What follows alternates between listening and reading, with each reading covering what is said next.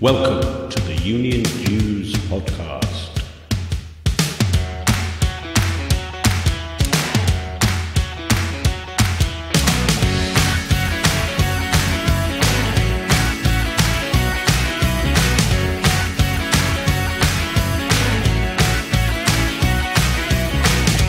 The UK's only all things union podcast, designed for your downloadable digital delight and appreciation.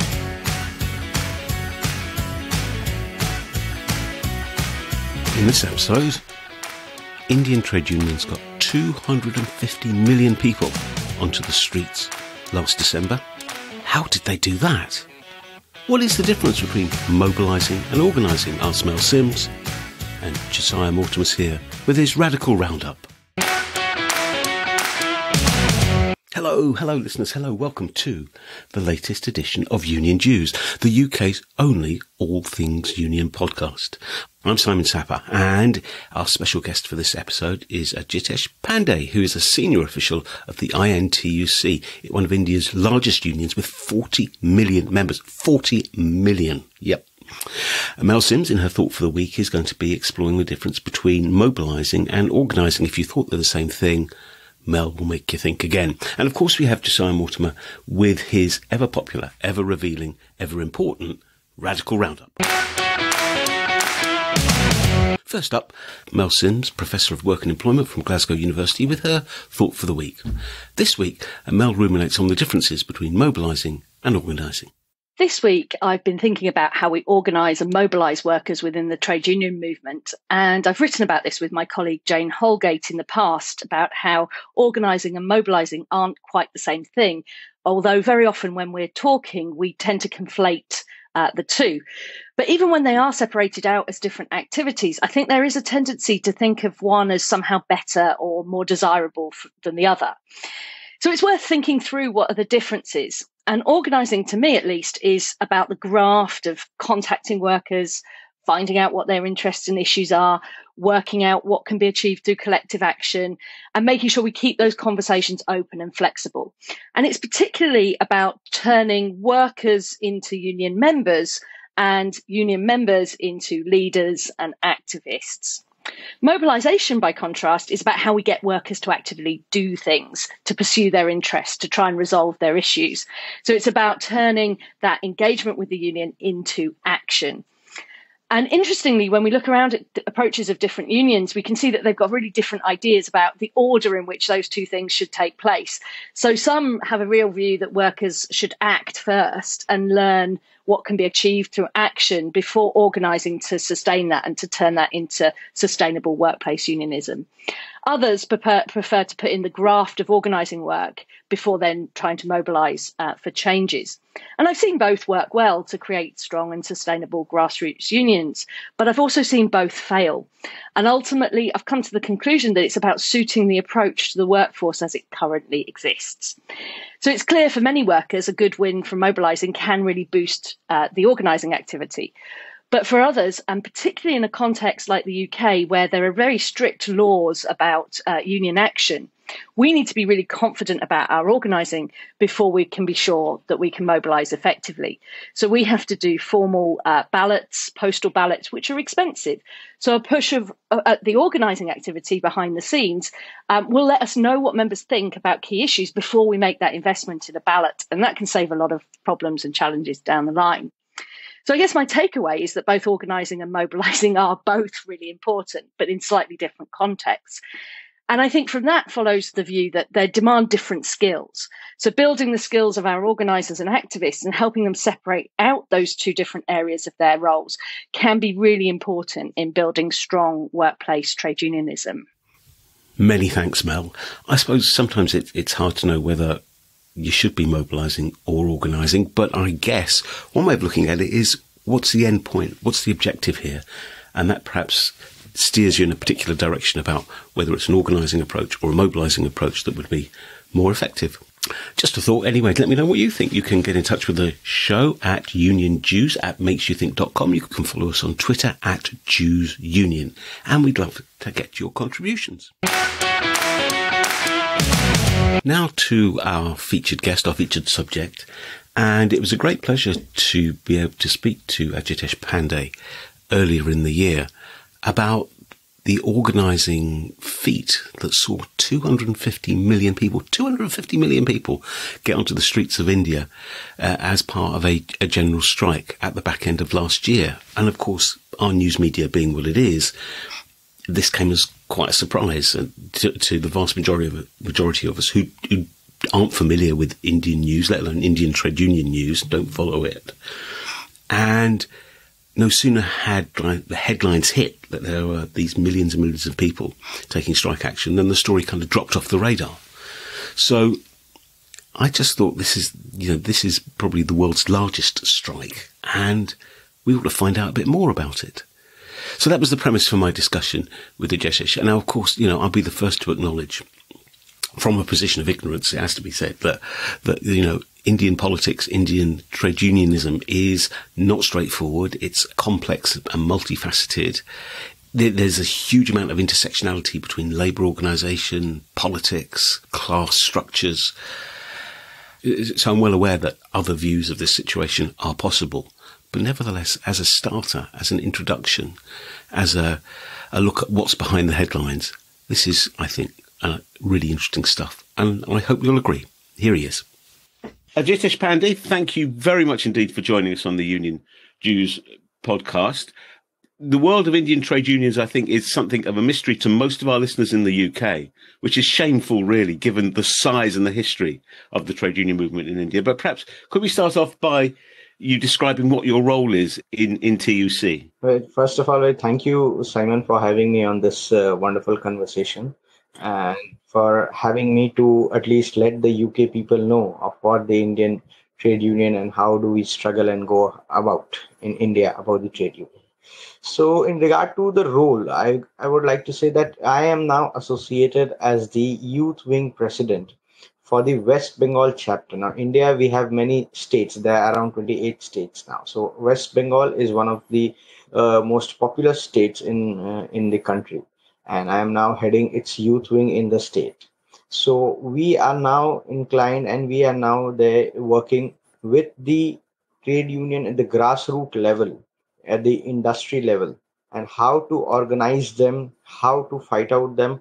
We are here to let the workers know about what are their rights and duties and how do we get that rights from the employers, and if not, then how do we approach the government or the court of laws, and how do we get them the justice of the work they are doing.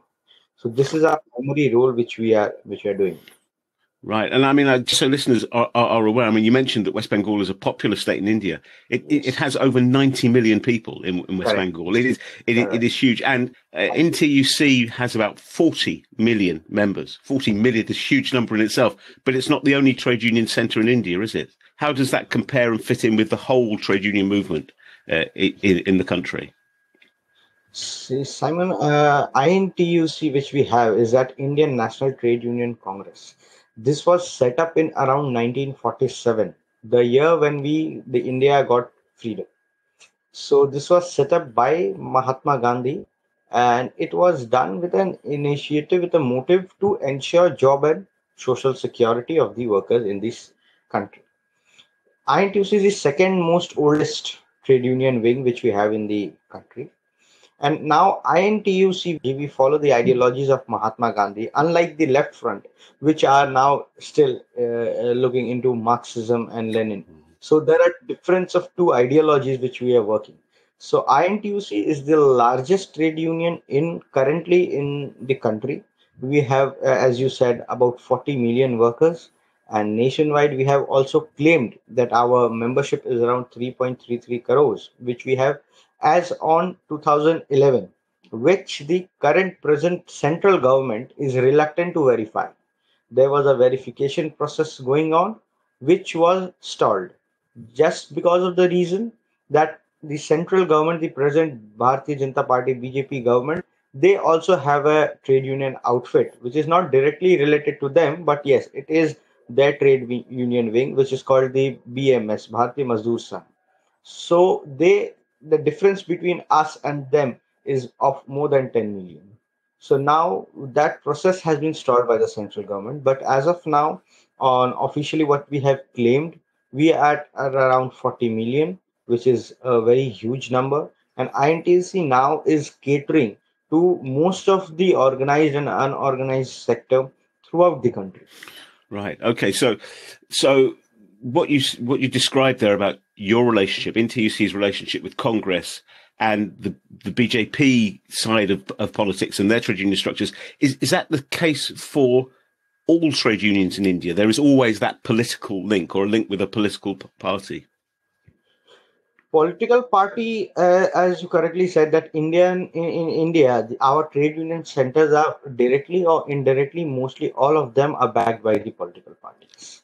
Now, as you see that INTUC, we are one of the frontal organizations of the Congress Party, as it was, I said, set up by Mahatma Gandhi, nonetheless. But then again, yet we have our own constitution, and it is an autonomous organization. We hold our own individual elections, and there is no interference of any Congress leadership in this election procedures. But yes, of course, when there is anything related to labor movement, is anything labor related to labor issues, the Congress Party is always up for the INTUC, and we work hand in hand very closely with the Congress Party, being the frontal organization. So there is a relationship, direct relationship. But yes, our functioning is not interfered by the Congress Party, and they don't do that. Right. In regard to other trade unions, what you have asked, in regard to other trade unions, so there are around 10 central trade unions in the country.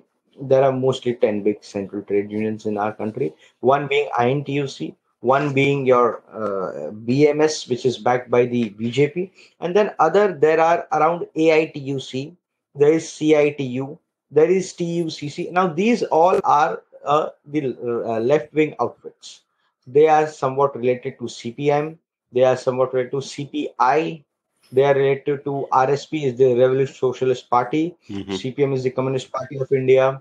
CPIM is again another outfit, which is the Communist Party of India, Marxist. Yeah. So there is nonetheless all the trade union wings in West Bengal, in the country, are somewhat directly, indirectly backed by the political outfits. But yes, the right wing outfit, what we have, that is the INTUC, we are backed by Congress Party. But yet again, our interference in the functioning of INTUC is not there with the Congress. Right. No, I understand. I mean, it's interesting from a UK perspective where there is a debate about political trade unionism. Should trade unions be involved in politics? Some people say yes, some people say no. Yes. Some unions are affiliated to our Labour Party, some people aren't, and so on. So, I mean, the main point of our discussion, I guess, Ajitesh, was the general strike that saw 250 million workers in India on strike towards the end of 2020, an incredible number. And this kind of burst into the UK media.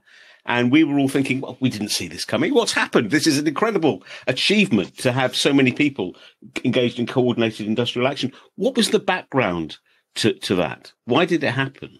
Now, very interestingly, you see that there are around, as I said, 10 central trade unions. And there are several independent federations which are not affiliated to any political party. They are working as their own and individually for the rights of the workers. So now what has come is that around in the year 2011, all the central trade unions, we had a joint meeting. We had a joint meeting in regard to that how do we combat the situation to get it better in our country, because in our country, you see, we find very cheap labor. There is certain standards which are not followed right here. So what we had thought that all the central trade unions, the national leaderships, they met, and we formed a coordination committee. So our coordination committee, we had initially placed a 12 points charter of demand before the central government for its resolution. So now this unity, this coordination has been continuing for last 8-10 years now. Right. Since then. So now only if we come to in regard to the last year's general strike. So now the first general strike which we did was in way back in the year 2011-2012. From then we have started it. So last year the general strike which we had done was in regard to certain points which we had given to the central government for resolution. Now, since the central government last, what happened is like in the year 2015 when this new government had come. So there's ILC, the Indian Labour Conference. So only in the year 2015 was an ILC held, which is supposed to be held every year. So that now what happens in the Indian Labour Conference, there is a tripartite discussion. The central government is a party to it, all the trade unions are party to it, and big employers organization, industries organization, they are also party to that conference. And in that conference, that is addressed by the Prime Minister each year. So now this has been continuing for like almost all the years except in since 2015 was the last conference which we had. In that conference which was taken, so there is no Indian Labour Conference ILC being going on. We had placed around 18 points charter of demand. Now if you want to know that some points, if I want to highlight so that the people of UK might also know that what do you why are we fighting, what is our struggle behind it. So now we are now fighting at the minimum wage, that we want a floor level minimum wage that should not be of less than 18,000 rupees per month, which I guess would come to around it's $246 dollars in a month. So that is our one of the prior point. That is the first point what we are banking on. But on the contrary, you see what has happened, that the central government, the labor ministry, they have now recently in past 2 years come up with a figure that is rupees 178 per day, or if you convert it, that would be around $2.43 per day. Now the central government thinks that $2.4 per day is a standard minimum wage. Now if you take it to the month, only around $63. And do you feel that $63 is enough for a survival of a family of, if you take minimum four? I don't think so. If we take into account the education, because we need to educate our youths. India, you see, India being a young nation, we have to educate our youth. So $63 is the floor level minimum wage, what the government is of the opinion. And on the contrary, we are fighting for $250 around minimum wages. So that is one of our pride. Second, if you see that there are ceilings on bonus, there is ceiling on provident fund. On gratuity, it's fixed at 15 days. The gratuity what we get is fixed at 15 days of a year, and you have worked. Now this has been continuing since the act was enacted. That was way back in 1960s. Wow. Now the quantum of gratuity, that has to be increased. 15 days should come to 30 days at least, what we are struggling for. So another point is like, now one of the most important thing which I don't think so that people in the country in throughout the world are aware of, that this trade union movement has been continuing since very long time in India, and we have been able to get around 44 central legislations for the labors. And if we also take into account the state legislations which we have, so there are around 200 different acts what we have in force today in country. But this central government very surprisingly had come up and they have totally scraped off all the laws in the name of codification. They've just cancelled the laws, revoked the legislation. Yes. Now what they have come up is like, they have come up of the opinion that what we are going to do, that we are going to codify the law. We don't want 44 laws. We want to make it into four codes. They have now come up with four codes instead of 44 central legislations in the name of ease of doing business, in the name of Startup India, in the name of the process being very easy and transparent. But these laws which they have come up with have very severe impact on the general workers. You see, now what all codes do we have? The codes what they have brought in is like, one is code of wages, another is code on social security. One, they have come up with code on industrial legislations, and now last they have come up with the code on occupational safety and health hazard. Now, in that, you see, if we come up with the code of industrial relations, they have combined the trade union into that code. Now, what will happen is that if these codes come into play, our trade union movement is going to be stopped. hire and fire policy have been made so easy under these laws. No trade union, no government, nothing can interfere, and an employer can hire anyone, can fire anyone. Now we had like a law here is Industrial Disputes Act. So now in that act, we were supposed to like if we have around more than 100 workers, and if you want to close down that industry, you have to take permission from the concerned government.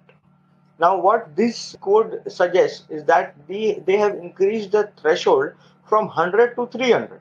NTUC is vehemently opposed to the consolidated legislation, and I can absolutely understand why.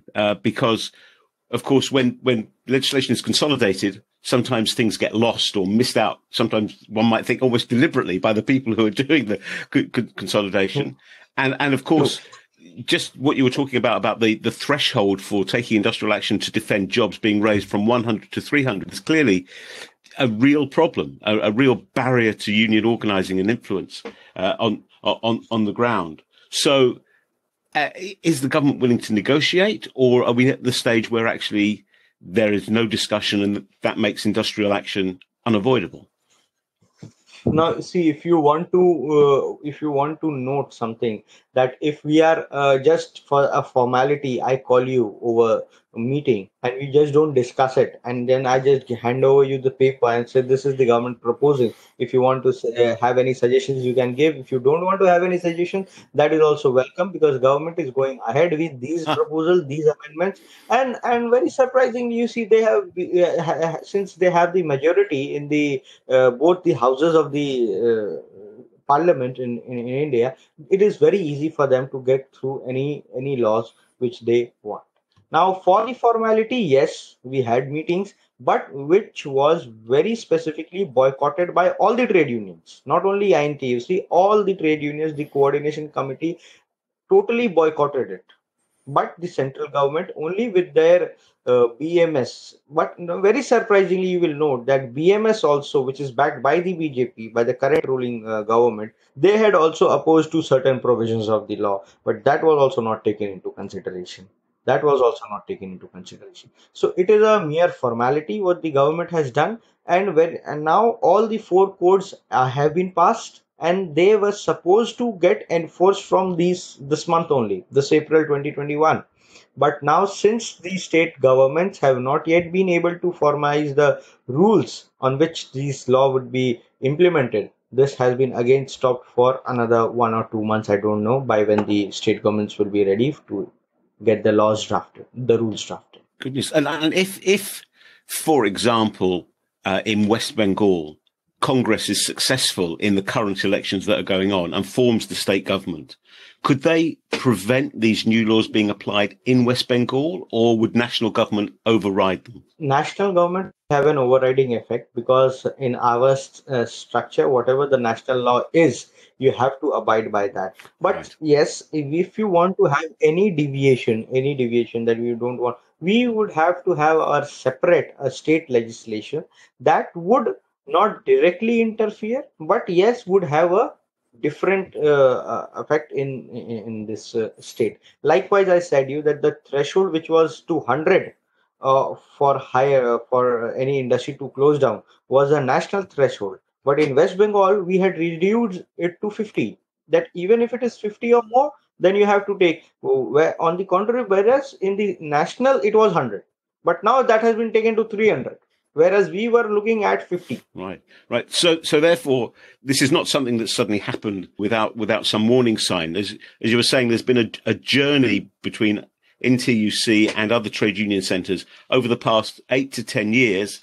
You have essentially a hostile government coming into power about five years ago, and then you have a whole series of events which leads to the general strike at the end of 2020. And I was going to ask you what happens. What happened next? Because from a UK point of view, it disappears from view in our media. But clearly there are issues, and clearly there's a battle, a campaign on, presumably across NTUC in all the provinces to try and stop the worst effects of this new legislation actually taking hold. The latest stage of the campaign is very interesting thing. So now what had happened is the last year when we went for the general strike, the campaign have now taken a bit of stall. That the campaigns have, because the central government is not allowing the trade unions to organize big meetings. But on the contrary, if you see, the central government is busy holding elections in the other states with millions and millions of workers addressing them.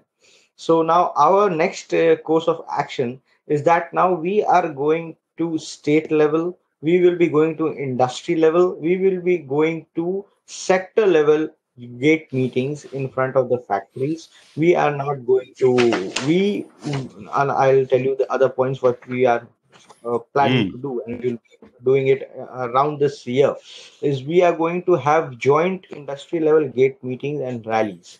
Now we will be having joint meeting and joint rallies in each of the industry, big industries, and we will hold rallies in the industrial sector, industrial zones which we have in our country, along with all the 10 central trade unions would do that.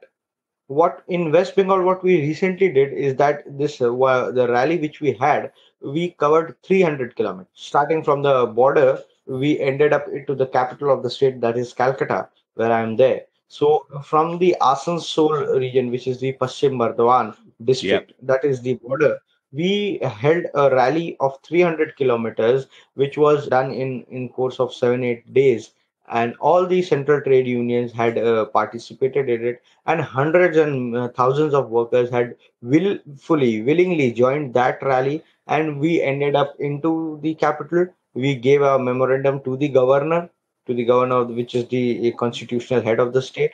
We sent a letter to the chief minister requesting her interference, that to write the letters to the central government to get our issues resolved.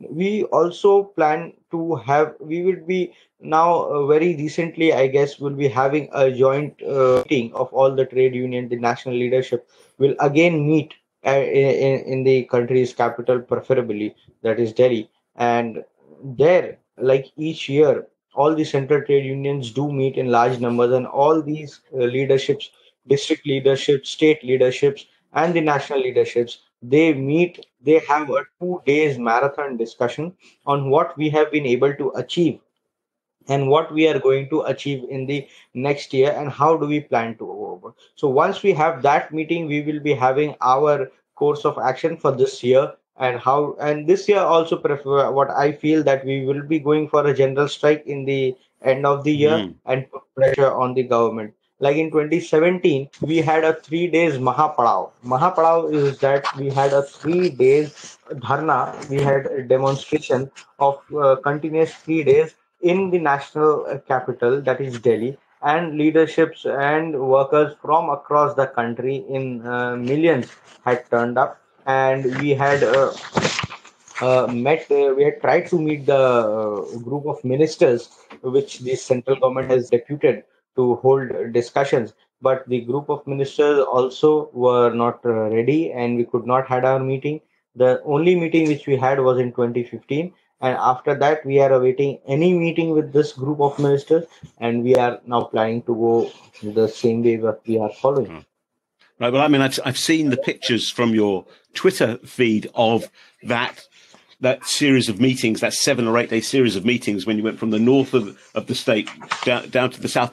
Fantastic numbers of people, huge turnout, and there's clearly a great deal of support and enthusiasm amongst your members, but also this unity of leadership, this ability to maintain an agreed negotiating platform is so important, but also so impressive as well. So I wish you and your members well in that struggle.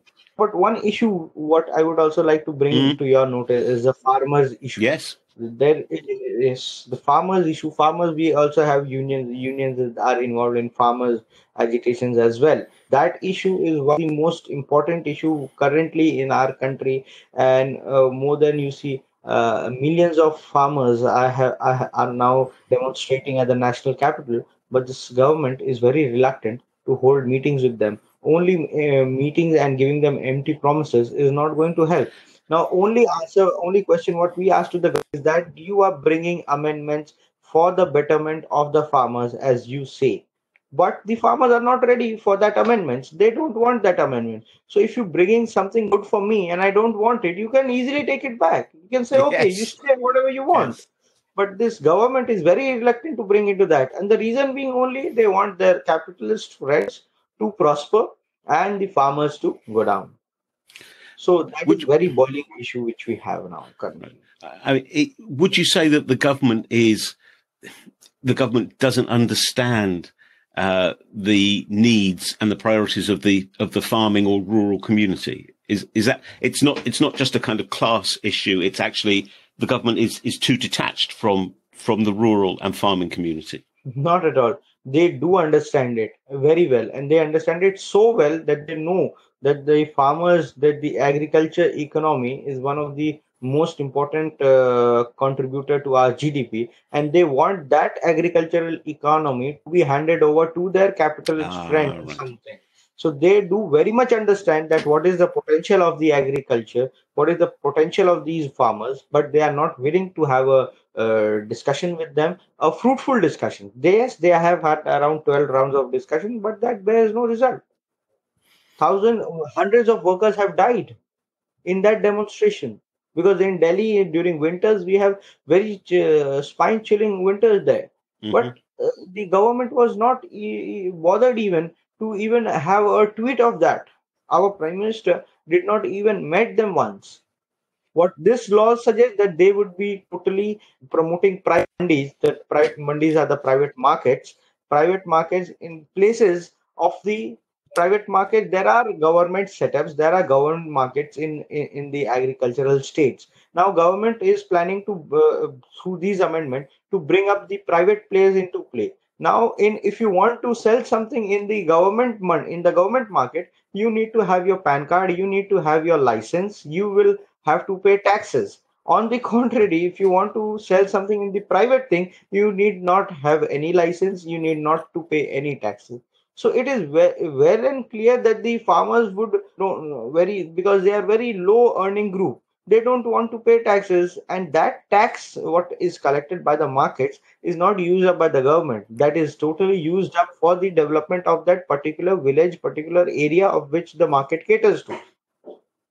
And Right. that is the reason of rural development what we are having in our country. But once you go to the private players, all the farmers would eventually gradually in a year or 2 years time would shift from private players. The government market structure will totally collapse, and then the private players, their monopoly will come into play. Yeah. The government has rooted out the MSP, that It's is the minimum selling price. yeah. It's the Yes. playing field is uneven. It is tilted towards the private sector, isn't it? Yes, Yeah. we want the playing field to be even, Yeah. Yes. and we Yeah. are ready to do that, but the government is not.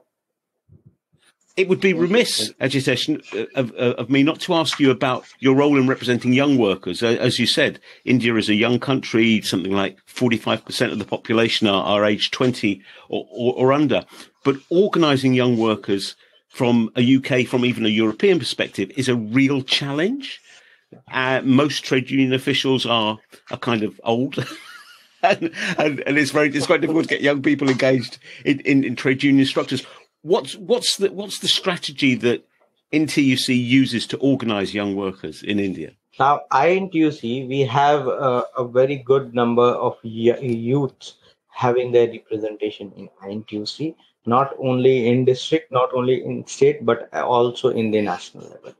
INTUC, we have our own youth wing, which is unlike other trade unions. We have our own youth wing where we give opportunity for the youths to come up, because you see any worker, and they you said that the mostly all the trade union workers are old. Yes, they are old, but the reason why the trade union leaders are old is very interesting reason. The reason being is that when a worker joins the industry at the age of 18 or 20 or 21, whenever they join, so they are very young and they are now the junior most employee.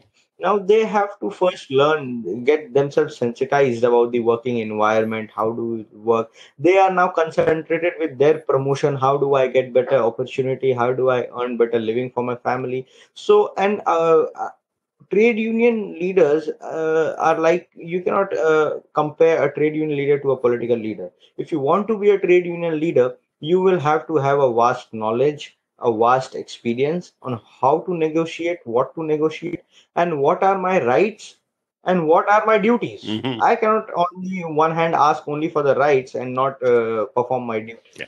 So, that requires a lot of experience. So by the time you gather all of them, you are 50 plus 50 and above. So now what we have planned, that our INTU, our national president, Dr. G. Sanjeeva Reddy, he is such a visionary that what he had planned is that we need to get the youths involved in the trade union structure. Now we have formulated a youth wing in the national level, in the district level, as well as the state level. I am heading one of the states. We have our national chairman, Mr. Sanjay Gaba, who is heading the national youth INTUC team. Now, what our national chairman, he has been given a post, an office bearer in the senior INTUC, if you say, the main INTUC. He has been made the secretary there. So we are working directly under the guidance of the seniors. But yes, our youth, our vigor, our zeal are also being implemented and used, and we are being able to, if you see a person has years of age, if they interact with someone who is of 25, 30, that will be much better if someone of the same age group interacts with them and tries to Yeah. convince them to join the Yes. trade union. Absolutely. So that is our motive, that you gel on with the generation in which you are. So to bring youths, there is a very vital role that what we are planning to do, and we are being very successful in doing that. Our youth structure is quite formidable and working hand in hand with the senior INTUC under their direct guidance and supervision. Our role is that I directly now report to our national chairman and the state president of the senior INTUC. Now, whatever the agitation that you must have seen, the long march, what I was talking of, that long march, it was many places the youth wings people were there and they were able to organize it and participate in that. So the senior INTUC drafts out, chalks out the ways and the demonstrations, the plan which we are going to do, and we are the implementing agency. Supposedly, if you think, Yeah. we implement those ideas, we bring it to the grassroots where we can organize it and we can do it in a better. And of course, once young workers and young members see that they are being listened to, that they have an opportunity to take action, it is a virtuous cycle that encourages more people to get involved, people to stay involved. Yes. So, True. Janice, if you were to look forward, over the next 12 months and everything goes well in all the campaigns that you and TUC are involved in, what would you hope to see change over that period, over the next year or so? This is something what the government should answer. Yes. This is something what we would be looking forward is that our all issues get resolved. But yes, it cannot be because of the attitude what we have seen in the last 7 8 years. The government is not listening to the voice of over 250 300 million workers. Yeah. So what we don't expect a very radical change in the next 12 months. But yes, we are very sure that we are not going to let this four codes come into play, come into implementation, because having these four codes would completely demolish the trade union structure from the very grassroots level, because this labor codes does not allow an outsider to head the union at the plant level. Now a worker has to be the president of the plant. Now, is it there a worker who is the president of a union at the plant level? The employer can simply ask him to will hand it over him a pink slip and then tell him that, Yeah. okay, tata, bye, thank you for organizing, now we require you. So that is the reason we outsider, being an outsider, we are there and we are there to head them, we are there to carry out all the negotiations. Now that structure will itself gone, and once that is gone, majority of the trade unions will not be able to survive. Yeah.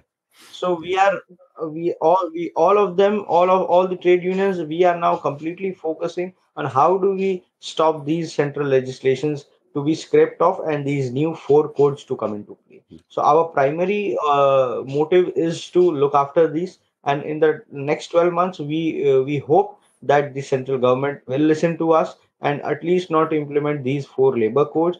And if also they want to implement the amendments which the trade unions have jointly submitted, that must be taken into consideration, that should be incorporated, and then only that can be done, and the old legislations can be phased out in a phased manner.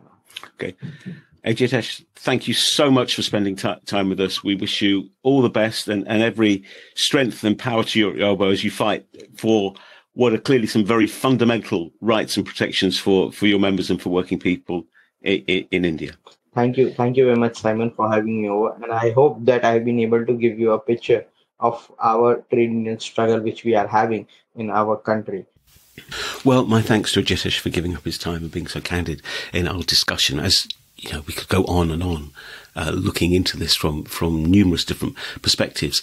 As ever, there's a companion blog to this podcast. It's over on the makesyouthink.com website under the blog section of that site. And in that blog, you'll find links, signposting, URLs, all the background and information you need if you want to explore this a little further.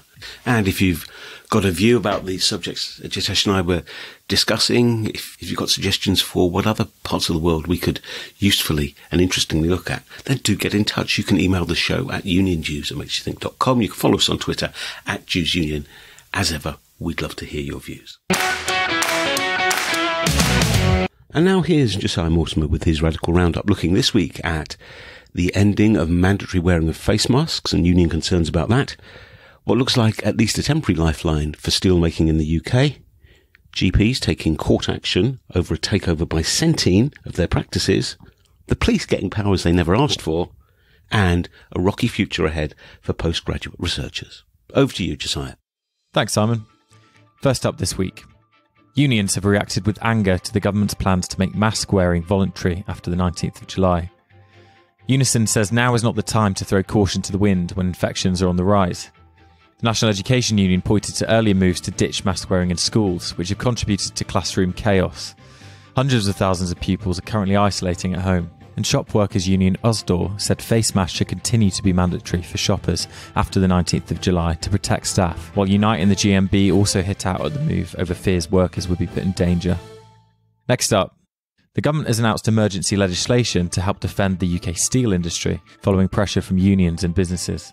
The move follows a review by the Trade Remedies Authority last year on defensive tariffs on 19 categories of steel imports, retained from when the UK was a member of the European Union.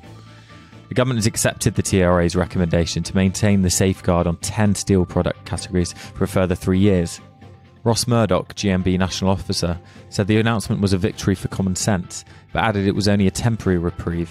The union is calling for a stronger trade defence policy. In NHS news, the takeover of GP practices in London by US health insurance giant Centene could be the subject of a judicial review, Unite the Union has said. Campaigners, including members of Doctors in Unite, have crowdfunded around £40,000 towards a possible legal challenge regarding the recent takeover by Centene's UK subsidiary, Operos. The recent takeover of AT Medics, set up in 2004 by NHS GPs, affects 37 GP practices across London.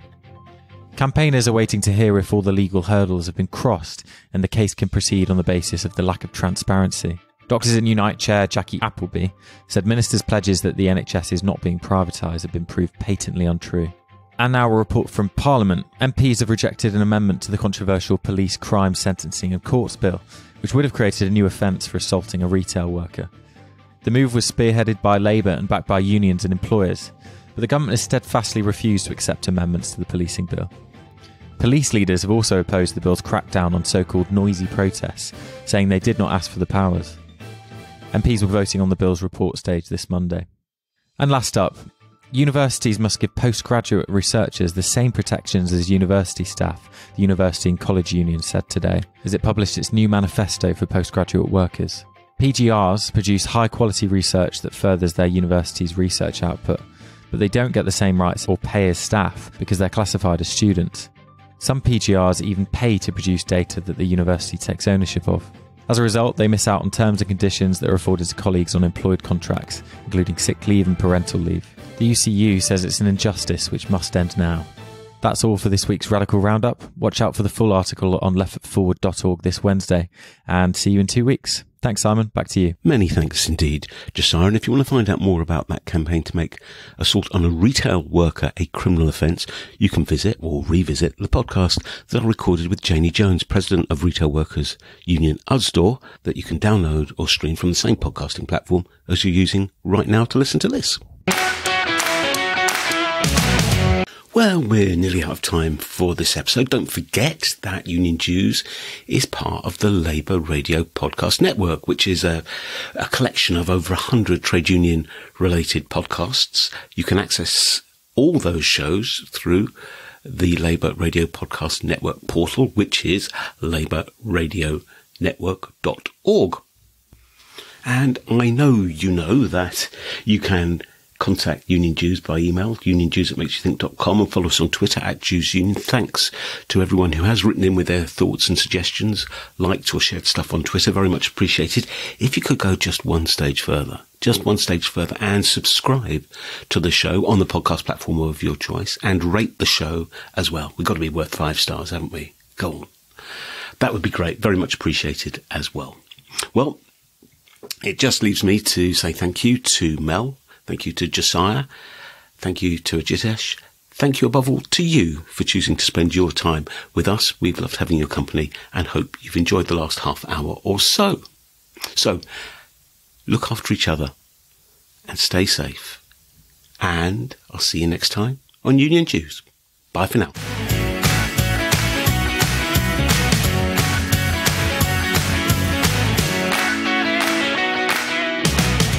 The Union Dues podcast is presented by me, Simon Sapper. It is a Makes You Think production.